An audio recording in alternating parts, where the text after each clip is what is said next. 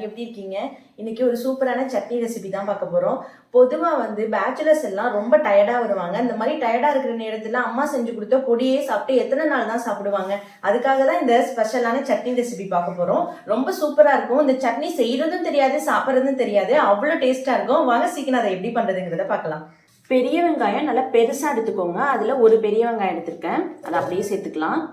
தக்காளி ஒன்று நல்லா பழுத்த தக்காளி எடுத்துக்கோங்க. ஒரு பல் பூண்டு, இதை அப்படியே சேர்த்துக்கலாம். ரொம்ப வந்து பூண்டு சேர்க்கணும்னு அவசியம் கிடையாது, கம்மியான அளவே சேர்த்துக்கோங்க. ஒரு டீஸ்பூன் மிளகாய் பொடி. உங்களுக்கு காரம் இன்னும் கொஞ்சம் கூடுதலாக தேவைன்னா இன்னும் கொஞ்சம் கூடுதலாக காரம் சேர்த்துக்கலாம். உப்பு தேவையான அளவு. இது எல்லாத்தையும் சேர்த்து அரைச்சி எடுத்துட்டு வந்துடலாம். அரைச்சி எடுத்துட்டு வந்தாச்சு. இந்த மாதிரி நல்லா பேஸ்ட் மாதிரி அரைச்சி எடுத்துக்கோங்க. இப்போ தாளிச்சிடலாம். தாளிக்கிறதுக்கு கொஞ்சமாக நல்லெண்ணெய் சேர்த்துக்கலாம். இதுக்கு நல்லெண்ணெய் சேர்த்தா தான் ரொம்ப நல்லா இருக்கும். அரை டீஸ்பூன் கடுகு சேர்த்துக்கலாம். கடுகு உடஞ்சதும் 1/4 டீஸ்பூன் உளுத்தம்பருப்பு சேர்த்துக்கலாம். பெருங்காய பொடி கொஞ்சமா, நமக்கு ஜஸ்ட் வந்து ஒரு ஃப்ளேவருக்காக தான் சேர்க்குறோம். ஒரு கொத்து கருவேப்பிலை.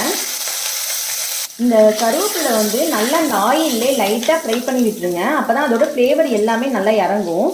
சட்னிக்கு வந்து ஒரு ஃப்ளேவர் கொடுக்கணும் இந்த கருவேப்பிலைனால. நல்லா வந்து இந்த மாதிரி மிக்ஸ் பண்ணி விட்டுருங்க. இப்போ இந்த அப்படியே சட்னி சேர்த்துக்கலாம். இது வந்து தண்ணியெல்லாம் சேர்த்து மிக்ஸ் பண்ண வேணாம், அந்த சட்னியை மட்டும் சேருங்க. இந்த மாதிரி நல்லா மிக்ஸ் பண்ணி வச்சுருங்க.